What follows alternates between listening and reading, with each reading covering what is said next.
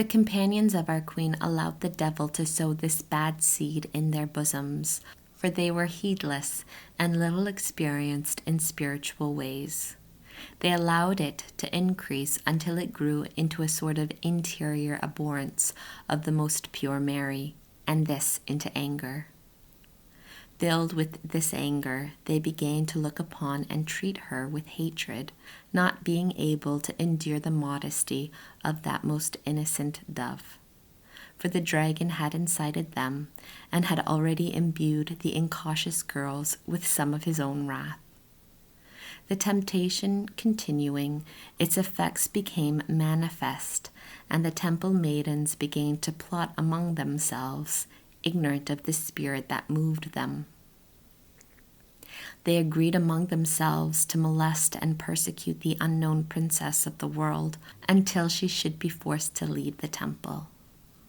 Accordingly, they called her aside and spoke to her very sharp words, treating her at the same time very haughtily. They called her a hypocrite and reproached her with scheming to obtain the favor of the priests and of their teacher, while seeking to discredit all the other girls by her complaints and her exaggerations of their faults, whereas she was the most useless of them all and therefore deserved their hatred as an enemy. These contumelies and many other accusations the most prudent virgin bore without disturbance and with equable humility. She answered, "My friends and my mistresses, you are right, no doubt, in saying that I am the least and the most imperfect among you. But then you, my sisters, being better informed, must pardon me my faults and must teach me in my ignorance. Direct me, therefore, that I may succeed in doing better and act according to your pleasure. I beseech you, my friends, not to deny me your good will, which, though I am so imperfect, I sincerely wish to merit. For I love you and reverence you as a servant, and I will obey you in all things in which you desire to make a trial of my good will. Command me then, and tell me what you wish of me." These humble and sweet reasonings of the most humble Mary did not soften the hardened hearts of her associates and companions, for they were infected by the poisonous fury of the dragon against her. Precisely on account of her sweet humility, he became so much the more infuriated, and thus turned this sweet antidote against the poisonous bite into a means of inflaming them with open wrath against her, who was the great sign in heaven.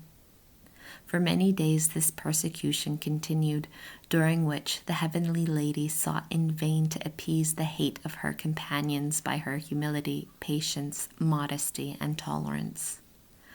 On the contrary, the demon was emboldened to inspire them with many thoughts full of temerity, urging them to lay violent hands on the most humble lamb and maltreat her, even so far as to take away her life.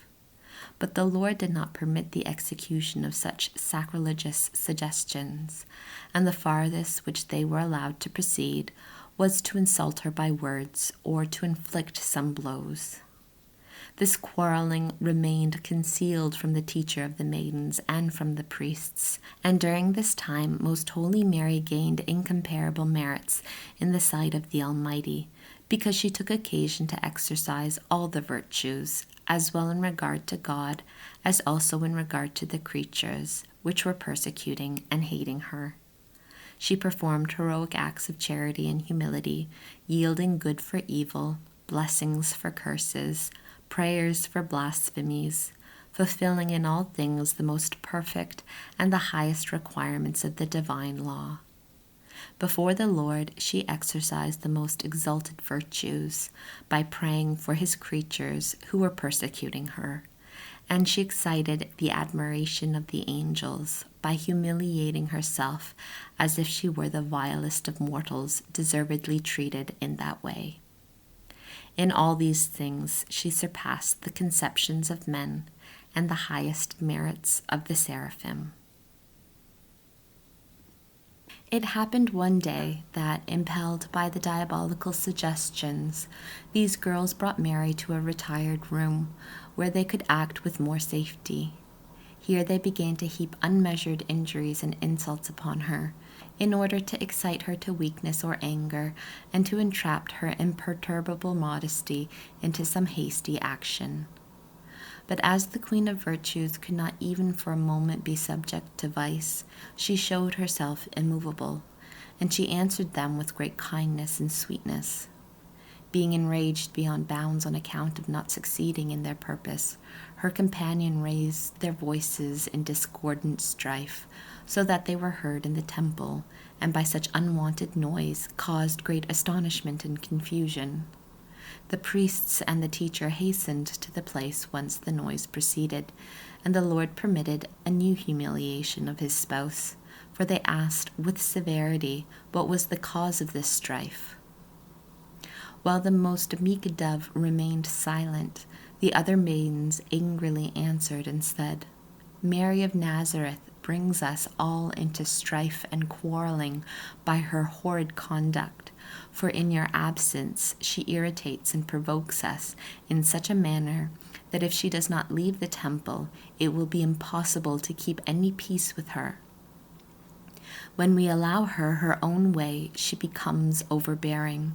If we reprehend her, she makes fun of all of us by prostrating herself at our feet with feigned humility, and afterwards she quarrels anew and throws all into uproar.